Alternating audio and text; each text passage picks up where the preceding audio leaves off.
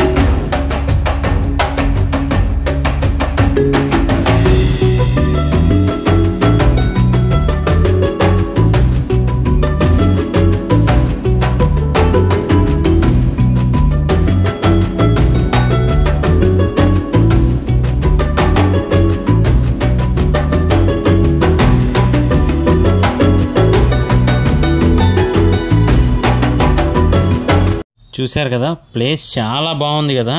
ఈ టెంపుల్ చూడడానికి కూడా చాలా బాగుంటుంది. అసలు ఫ్యామిలీతో వచ్చి అలా ప్రశాంతంగా గడపచ్చు. మరి గుడి వెనకున్న స్థల పురాణం ఏంటి అనేది తెలుసుకోవాలి కదా. రండి తెలుసుకుందాం.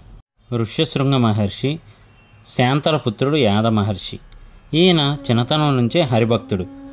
ఈయన ఆంజనేయ స్వామి సలహా మీద ప్రస్తుతం యాదగిరిగా పిలువబడుతున్న ప్రదేశంలో చాలా కాలం తపస్సు చేశారు. అప్పుడు ఒక రాక్షసుడు ఆహార అన్వేషణలో అటుగా వచ్చి నిశ్చల తపస్సులో ఉన్న ఈ ఋషిని చూసి తినబోయాడు.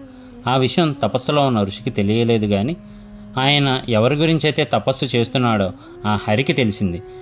ఆయన పనుపున సుదర్శ చక్రం వచ్చి ఆ రాక్షసుని సంహరించింది. అది చూసిన ఋషి ఆ సుదర్శన చక్రాన్ని పలు విధాల ప్రార్థించి భక్తులకు ఏ విధమైన బాధలు కలగకుండా దుష్ట సంహారం చేస్తూ అక్కడే ఉండిపోమ్మని కోరగా ఆ సుదర్శనము అనతి కాలములోనే అక్కడ వెలయబోచున్న లక్ష్మీ నరసింహస్వామి ఆలయ శిఖరాన షట్కోణాకారాన వెలసి స్వామి దర్శనానికి వచ్చి భక్తులను సదా కాపాడుతూ ఉంటానని వరమిచ్చి అంతర్ధానం అయ్యారట.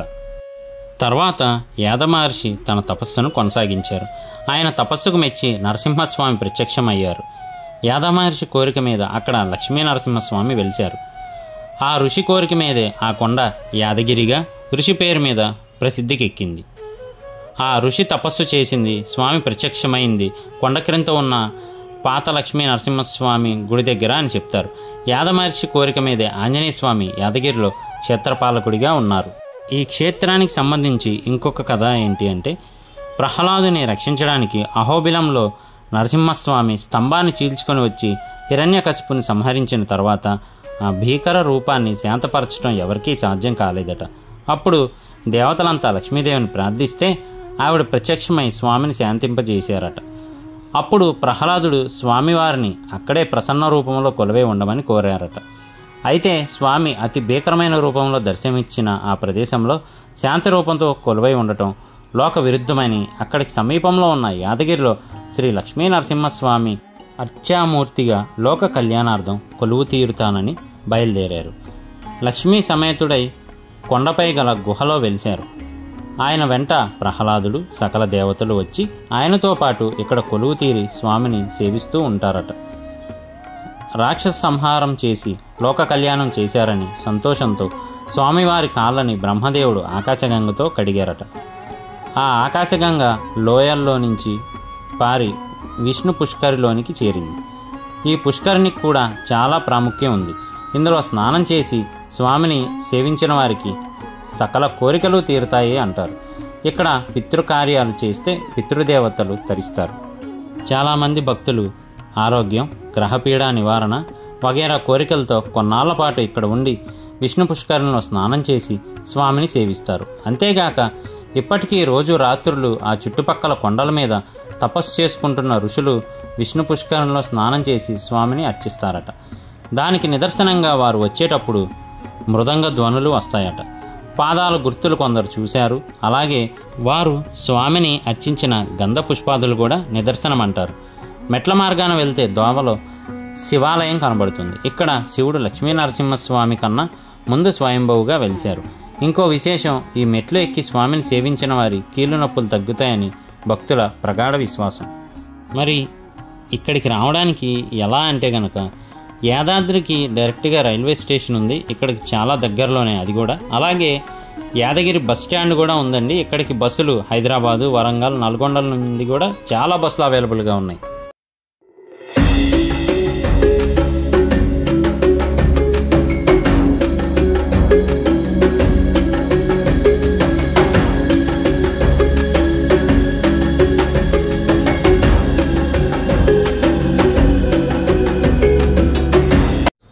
అంతేకాదండి, మీరు ఈ దేవాలయానికి కనుక వస్తే చుట్టుపక్కలే మనకి భువనగిరి కోట, అలాగే కొత్తగా కట్టినటువంటి స్వర్ణగిరి దేవాలయం, ఇవన్నీ కూడా చూసుకోవచ్చు అనమాట. ఇవన్నీ మనకి హైదరాబాద్కి 50 కిలోమీటర్స్ సరౌండింగ్స్లోనే ఉంటాయి.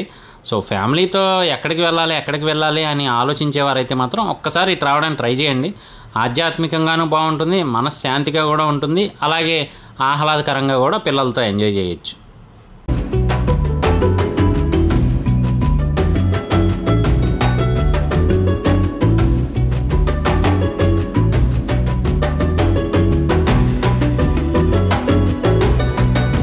సో ఈ వీడియో మీకు నచ్చిందనే అనుకుంటున్నాను.